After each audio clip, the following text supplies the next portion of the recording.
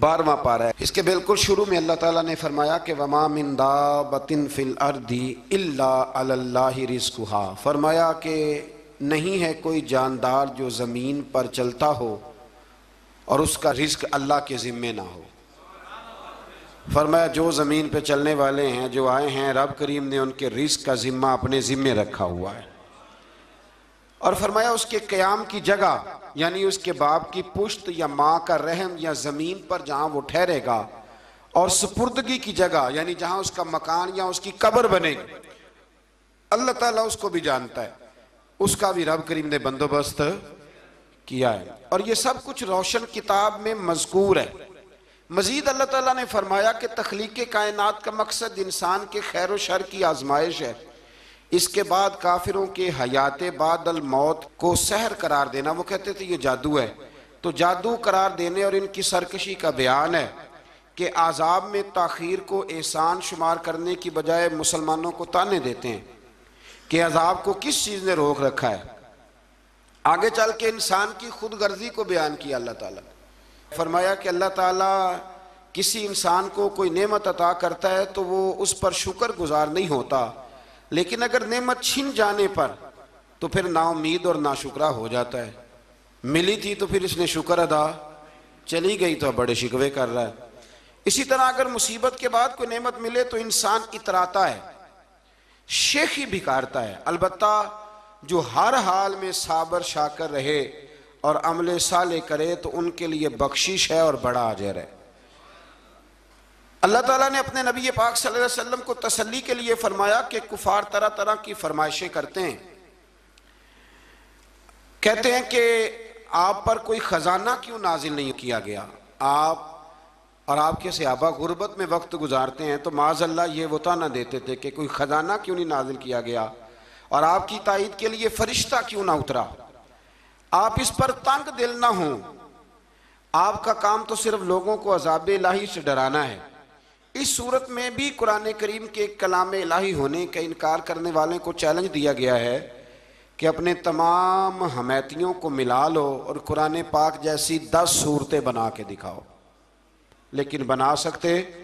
آیت نمبر 15 میں ارشاد فرمایا کہ دنیا اور اس کی زینت کے طلبگاروں کو ان کے اعمال کا اجر اسی دنیا میں مل جائے گا، لیکن آخرت میں پھر ان کا کوئی حصہ نہیں ہوگا، اجر آخرت کے اعتبار سے ان کے اعمال باطل ہو جائیں گے۔ آیت نمبر 17 میں قرآن کی حقانیت کا انکار کرنے والوں کے لیے نار جہنم کی وعید کا ذکر ہے، اور قرآن کے اللہ کی جانب سے حق ہونے اور بغیر کسی شک کے اس پر ایمان لانے کا ذکر ہے۔ اس کے بعد اللہ تعالیٰ پر جھوٹ باندھنے والوں اور اللہ کے رستے سے روکنے والوں کا ذکر کیا گیا کہ قیامت کے دن ان پر گواہ پیش ہوں گے کہ یہ اپنے رب پر جھوٹ باندھتے تھے، اور ان پر اللہ کی لعنت، ان کے لیے دوہرے عذاب اور آخرت میں ان کی یقینی ناکامی کا ذکر ہے۔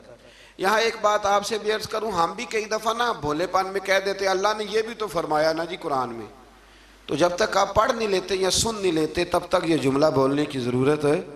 اسی طرح نبی پاک علیہ السلام نے فرمایا جس نے مجھ پر جھوٹ باندھا، جھوٹی حدیث بیان کی، وہ میں نے کہا ہی نہیں تھا پر اس نے جھوٹی حدیث بیان کی، تو حضور فرماتے اس نے حدیث نہیں سنائی بلکہ اپنا جہنم کے اندر مکان بنا لیا ہے۔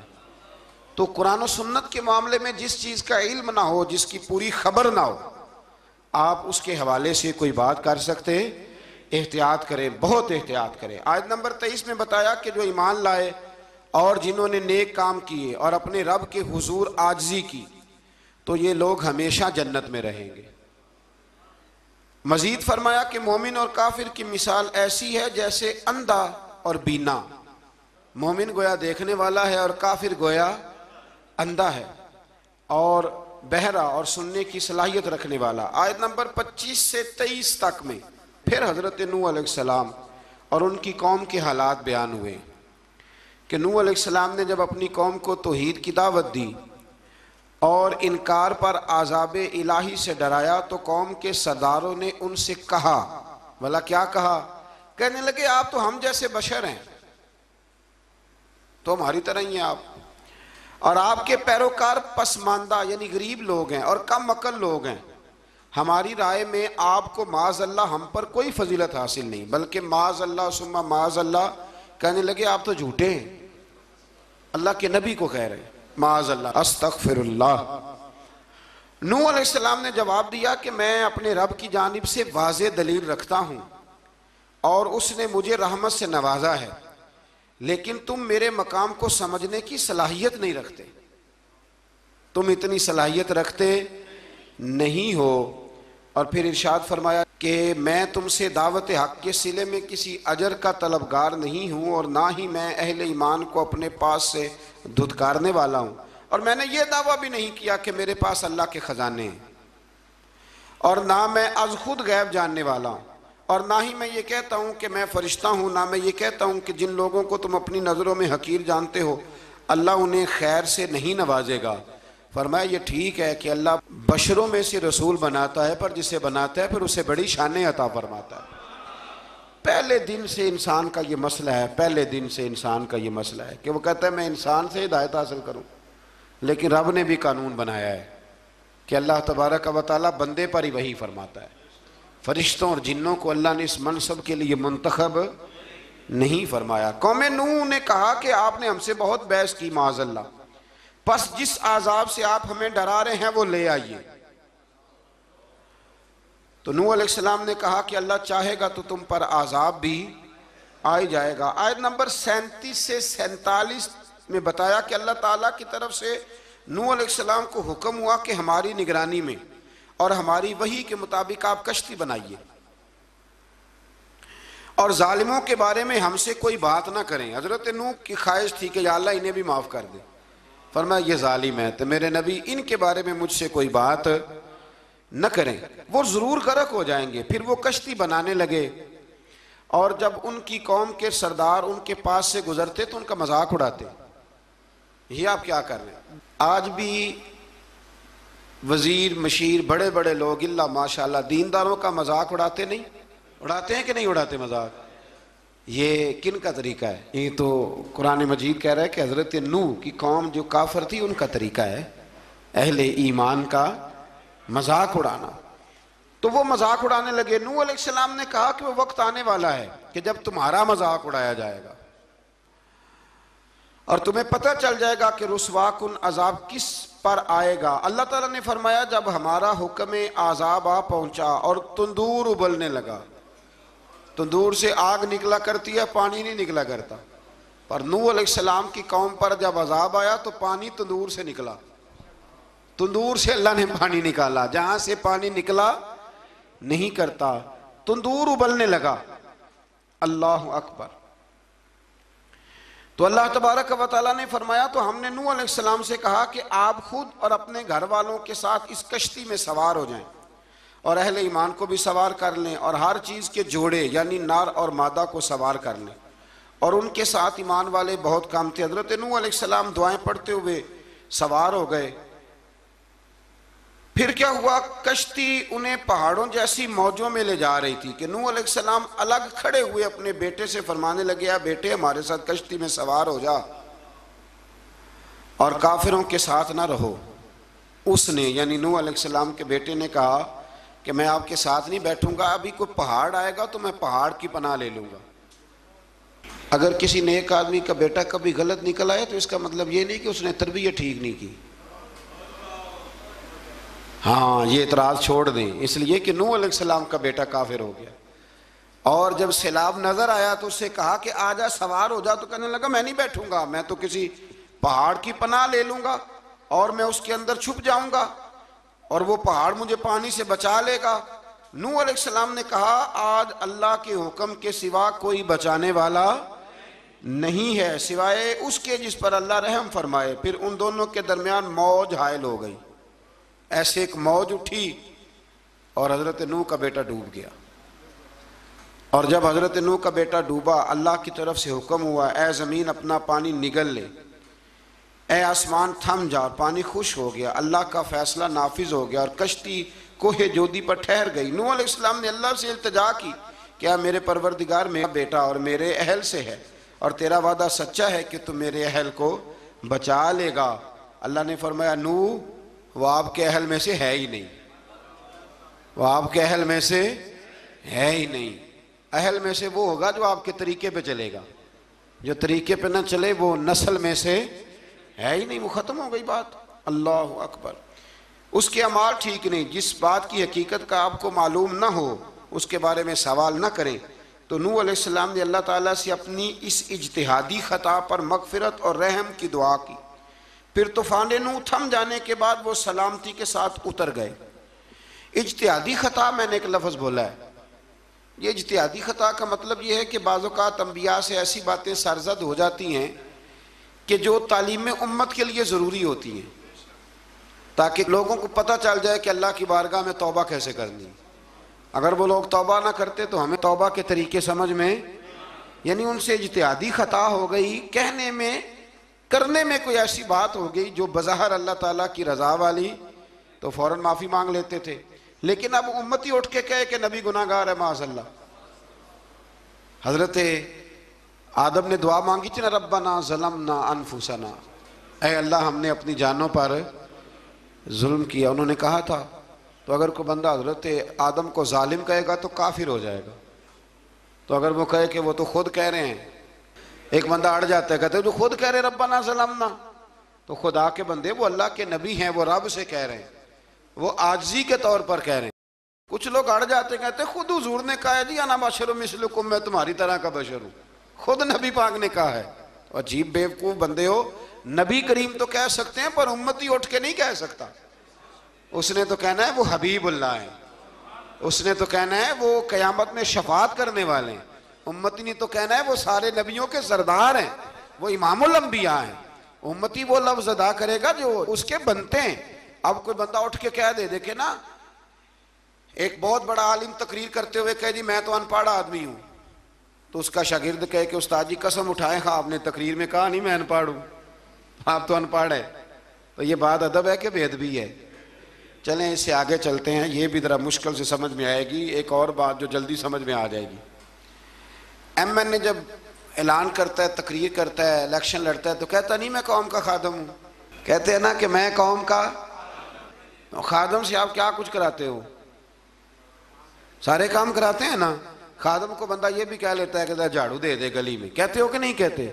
تو اس نے بھی تو سپیکر میں کہا میں خادم ہوں، کہو اس سے کہ جھاڑو دے گلی میں آ کے، پھر پتہ کیا حال ہوگا؟ جھاڑو تو نہیں آئے گا اور ہو سکتا ہے کچھ ہے آ جائے۔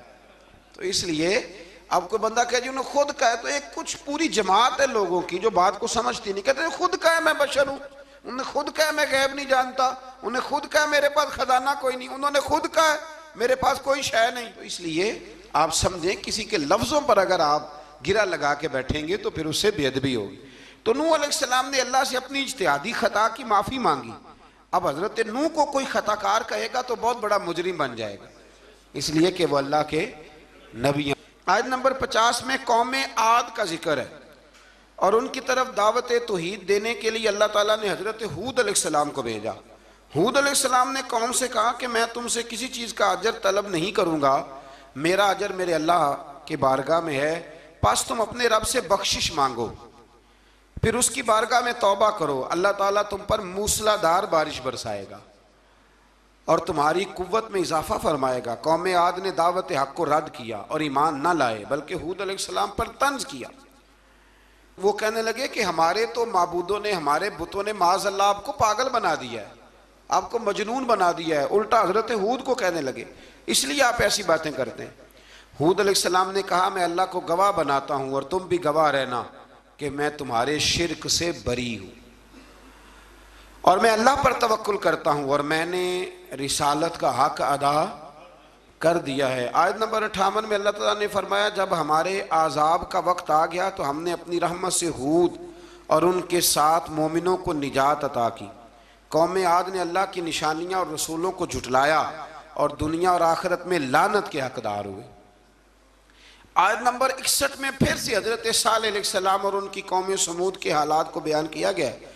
حضرت صالح نے کہا ہے میری قوم اللہ وحدہ لا شریک کی عبادت کرو، اس سے بخشش طلب کرو، اس کی بارگاہ میں توبہ کرو، اس نے تمہیں زمین سے پیدا کیا ہے، اس پر آباد کیا ہے۔ جواب دیا ہے صالح ہمارے آباء و اجداد کے معبودوں کی عبادت کو روکنے سے پہلے ہمیں آپ سے بڑی امیدیں تھیں، اور اب آپ ہمیں روکنے لگ گئے ہیں باپ دادا کے دین سے۔ لیکن اب ہمیں آپ کی دعوت کے بارے میں شکوک ہیں۔ صالح علیہ السلام نے اپنی قوم سے کہا کہ یہ اللہ کی اونٹنی ہے اور یہ تمہارے لیے نشانی ہے، اسے چرنے کے لیے آزاد چھوڑ دو اور اسے تکلیف نہ دینا۔ اللہ اکبر، ورنہ تمہیں عذاب پہنچے گا۔ انہوں نے اونٹنی کی کونچیں کاٹ ڈالی۔ صالح علیہ السلام نے کہا تم صرف 3 دن اپنے گھروں میں مزے اٹھا لو، 3 دن، پھر اللہ کا یقینی عذاب آئے گا۔ پھر ایک چنگاڑ نے ان کو آ دبوچا، وہ اپنے گھروں میں گھٹنوں کے بل اوندے پڑے رہ گئے۔ صرف صالح علیہ السلام ان کے ساتھ اہل ایمان اس عذاب سے بچے۔ یہ 3 قوموں کا ذکر ہو گیا، نوح علیہ السلام کی قوم کا بھی، ہود علیہ السلام کی قوم کا بھی، اور حضرت صالح علیہ۔ آگے اللہ تبارک و تعالیٰ نے آیت نمبر 69 میں اس بات کا بیان فرمایا کہ حضرت ابراہیم علیہ السلام کے پاس فرشتے بشری شکل میں آئے، انسانی شکل میں۔ انہوں نے اجنبی مہمانوں کے لیے بچڑے کا بھنا ہوا گوشت تیار کرایا۔ آپ یقین کریں کچھ باتیں لوگ ایسی بیان کرتے ہیں کہ جن کو نہ سن کے بندے کا دل کرتا ہے کہ اس بندے کو بتائیں کہ یار یہاں تو دین سارا پڑھ۔ ایک صاحب مجھے کہنے لگے جی میں ایک پیر صاحب کے پاس گیا تھا تو بڑی مرغن غذائیں تھیں، انہوں نے میری بڑی خدمت کی پر مجھے نہیں اچھا لگا، پیروں کو چاہیے سادی روٹی رکھیں۔ میں کہ توں پیراں واسطے لسٹ بنا کھاں انہوں نے کس طرح دا ہونا چاہیے۔ یہ بہت بڑی مصیبت ہے۔ اگر آپ سادہ کھانا کھلا دیں تب بھی اعتراض ہے، اچھا کھلا دیں کہنے رولا ہے کوئی پیر چوکھے مالدار میں، دونوں طرف سے مسئلہ۔ تو کہنے لگا جی نہیں پیروں کا کیا کام ہے، وہ کڑائیاں اور وہ سارے۔ تو پھر میں نے انہیں کہا کہ آپ اس طرح کریں، گھر جا کے نا تو 12ویں سپارے کی تلاوت کریں۔ حضرت ابراہیم نے اپنے مہمانوں کے لیے بھونا ہوا کھانا تیار فرمایا تھا۔ تو آپ کیا کہیں گے کہ حضرت ابراہیم درویش نہیں تھے؟ عجیب بات ہے بھئی، آپ ہر بات میں اڑ جاتے ہیں۔ دین ہم نے وہ لینا ہے جو اللہ کا قرآن ہمیں دیتا ہے اور رسول اللہ کی حدیث ہمیں دیتی ہے۔ جب انہوں نے دیکھا کہ مہمان کھانے کی طرف ہاتھ نہیں بڑھا رہے تو ان کو ڈر محسوس ہوا حضرت ابراہیم کو۔ فرشتوں نے کہا کہ ہمیں قوم لوط علیہ السلام کے عذاب کے لیے بھیجا گیا ہے۔ حضرت ابراہیم کی بیوی کھڑی تھی، اس پر وہ مسکرائیں تو فرشتوں نے اللہ کی طرف سے انہیں حضرت اسحاق علیہ السلام اور اس کے بعد حضرت یعقوب علیہ السلام کی بشارت عطا۔ اسحاق علیہ السلام حضرت ابراہیم کے بیٹے ہیں اور یعقوب علیہ السلام پوتے ہیں، اور یعقوب علیہ السلام کے بیٹے یوسف علیہ السلام۔ ہاں اللہ اگر چاہے تو 7 نسلوں میں نبوت رکھ دیتا ہے اگر اس کی منشا ہو۔ تو حضرت یعقوب کی بشارت دی۔ انہوں نے حیرت سے کہا کہ ہم دونوں میاں بیوی تو بوڑھے ہیں، اس عمر میں اولاد کیسے ہوگی؟ تو فرشتوں نے جواب دیا اے ابراہیم کے گھر والو، تم پر اللہ کی رحمتیں اور برکتیں ہوں، اللہ کی قدرت پر تمہیں کیوں تعجب ہے؟ اللہ فرماتا ہے کہ بیٹے کی بشارت سن کر ابراہیم کا خوف دور ہو گیا اور پھر وہ قوم لوط کے بارے میں گفتگو کرنے لگے۔ ابراہیم بہت بردبار، اللہ سے آہوزاری کرنے والے اور اس کی طرف رجوع کرنے والے تھے۔ اللہ تعالیٰ نے حضرت ابراہیم علیہ السلام کو فرمایا اے ابراہیم اس گزارش سے آپ گریزہ رہیں، اس کا یقینی فیصلہ ہو چکا ہے اور ان پر نہ ٹلنے والا عذاب نازل ہو کے رہے گا۔ وہ کیا گناہ کرتے تھے؟ لوط علیہ السلام کی قوم میں میں نے بتایا تھا، مرد مردوں سے بدفعلی کرتے۔ تو حضرت ابراہیم نے بھی عرض کی، بار بار گزارش کی، بحث کی کہ اللہ مہربانی فرما ان کا عذاب۔ آپ دیکھیں نبیوں کے حوصلے کتنے بڑے ہیں، قومیں تنگ کرتی ہیں اور طرح طرح کی باتیں کرتی ہیں اور پیغمبر پھر بھی کہتے ہیں یا اللہ مہربانی فرما، اے اللہ ان سے عذاب۔ آیت نمبر 77 میں حضرت لوط علیہ السلام کی قوم کی بدعمالیوں اور لوط علیہ السلام کے اپنی قوم کو بدعمالیوں کے باعث فرشتوں کی آمد، قوم کے بدعمال لوگوں کے دوڑ کر آنے اور حضرت لوط کو ان کے سمجھانے اور ان کے انکار پر مضطرب ہونے کا ذکر ہے، جس پر فرشتوں نے حضرت لوط کو تسلی دی کہ آپ فکر نہ کریں، ہم آپ کے رب کے فرشتے ہیں، یہ آپ اور ہم تک نہیں پہنچ سکیں گے۔ آپ رات کے آخری حصے میں قوم کی طرف توجہ کیے بغیر ہجرت فرما لیں، اس لیے کہ صبح کے وقت ان پر عذاب آئے گا۔ جب اللہ کا عذاب آیا تو اس نے بستی کے اوپر کے حصے کو نیچے کر دیا اور قوم لوط کے اوپر اللہ کی طرف سے لگاتار نشان زدہ پتھر برسائے گئے، لگاتار پتھر آئے۔ آیت نمبر 84 میں اللہ تعالیٰ نے حضرت شعیب علیہ السلام اور ان کی قوم کا ذکر فرمایا ہے اور ان کے جرائم کو بیان کیا گیا ہے۔ وہ ناپ تول میں کمی کرتے تھے، دوسروں کو چیزیں کم تول کر دیتے تھے۔ اللہ تعالیٰ نے ان سے فرمایا کہ فساد فی الارض سے باز آؤ اور اپنے سے پہلے سرکش امتوں کا انجام دیکھ لو۔ جب حضرت شعیب کی نصیحتوں کا ان پر اثر نہ ہوا تو پھر اللہ تعالیٰ نے انہیں بھی عذاب سے ہلاک کر دیا۔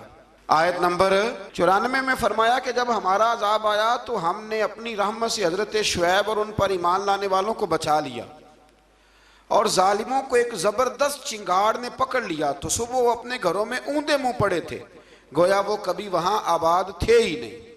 آیت نمبر 96 میں حضرت موسیٰ علیہ السلام کو عطا کیے جانے والے 9 معجزات کا ذکر ہے۔